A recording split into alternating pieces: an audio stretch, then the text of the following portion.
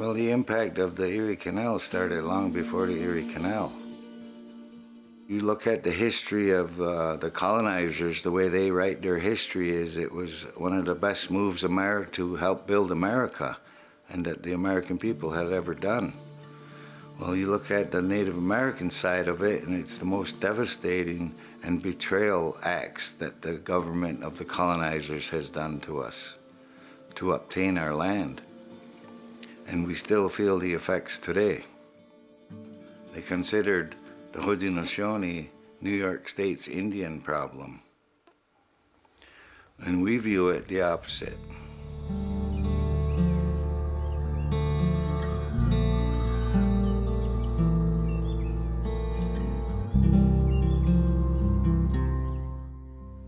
Haiwagai Gyasta Nia. Jake Edwards is my English known name. I'm from the Onondaga Nation Eel Clan. Our home is what's now called New York State. This was our house. The trees, the forest, and are our walls to our house. The skies are our ceiling, and Mother Earth is our floor. And we consider it that way to this day. It's been recorded and studied to be around 1142, the forming of the Confederacy of what we're called by the French the Iroquois, and we're called by the Americans the Six Nations, and what we're also known by our own name as the Haudenosaunee. And all of our communities are still intact, and the Onondaga Nation still functions as a government and as the fire keepers of the Confederacy, as the fire keepers of the Haudenosaunee is the capital. And we still function under the leadership of our traditional chiefs and clan mothers. And so we're still in existence and we're not going anywhere. The Erie Canal were actually our original waterways as far as they were prior to the canal. All of the nations of the Haudenosaunee Confederacy, from Albany, which is Mohawk, Oneida, Onondaga, Cayuga, Seneca, and then later Tuscarora, all are involved in the territory of the canal. The canal was all about westward migration and the dispossession of Haudenosaunee people, and then Native people out west as well. We are on the unceded land of the Onondaga Nation. In fact, all of Syracuse, all around the lake, is on unceded Onondaga Nation land.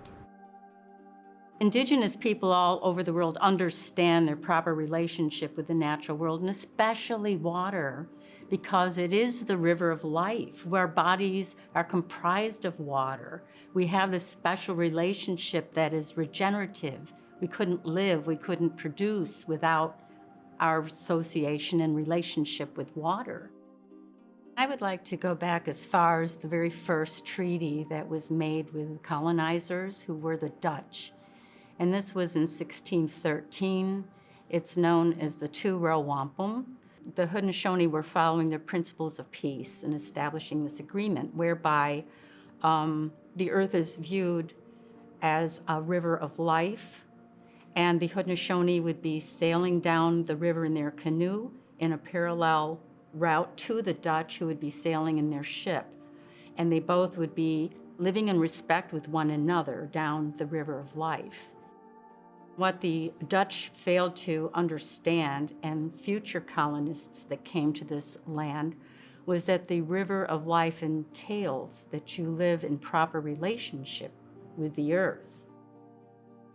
What came through after the Revolutionary War, several decades later, was that they had in mind to build the Erie Canal, which was an artificial river, and devastated all of Haudenosaunee land. So we have moved on as a country of ill-made relationships right from the get-go.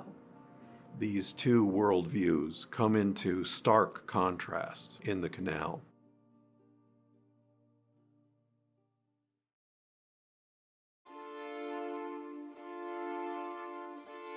the Sullivan-Clinton campaign.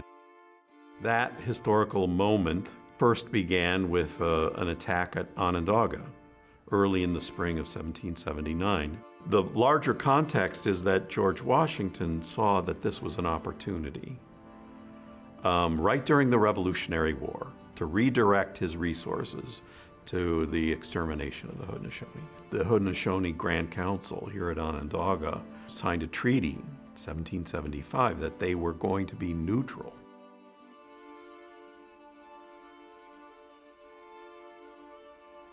George Washington used the occasion of the Cherry Valley Massacre to justify the attack throughout Haudenosaunee territory. And what this was a scorched earth campaign. All these cornfields were burned. All kinds of fruit trees and other things were being destroyed as a consequence of this. The Onondagas had to escape. Many of them went towards Niagara Falls, Fort Niagara, many of the Seneca, the Cayuga, and it was a very bad winter, so many of them died. But some of them stayed. Washington paid his troops with Haudenosaunee land because he had no money or other means to pay them. So it established a military presence throughout the state. So these are called the military tracts that come as a result of the Sullivan-Clinton campaign. And that opens up, particularly in the western part, from Fort Stanwix west. Patriots, Americans, wanted to go west. And this becomes the mythology, the myth history of Manifest Destiny for westward migration. And so the Erie Canal makes that possible. The Revolutionary War makes that possible. And George Washington's Scorched Earth campaign makes that possible. And in the meantime, we survived. Their strategy of eliminating us didn't work. Some of us moved, and some of us hid. We hid in different rooms of our house in the woods. And we returned back home to find our villages burned, destroyed. They put back in their reports that it was an accomplishment. Majority of our people moved to Buffalo Creek up near Lake Erie. And we established a community there, but a lot of the people stayed here at home at Onondaga, where we are today. The newly formed United States government passes these laws, and one of the laws that sticks out is the Intercourse Act, or the Non-Intercourse Act, you could call it.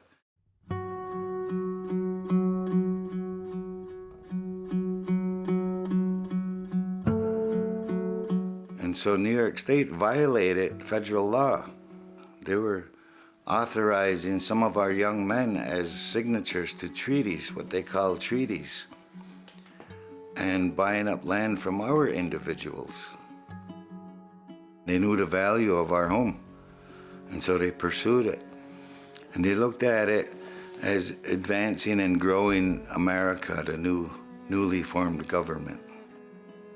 We did make treaties with the United States government. 1794, George Washington, after the treaty was ratified from Canandaigua, George Washington and the United States Congress ratified the treaty, which made promises that this land is still ours undisturbed.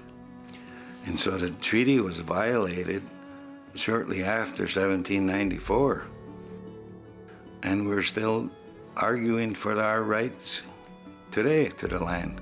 Organization of American States is where we have our human rights case today to be heard.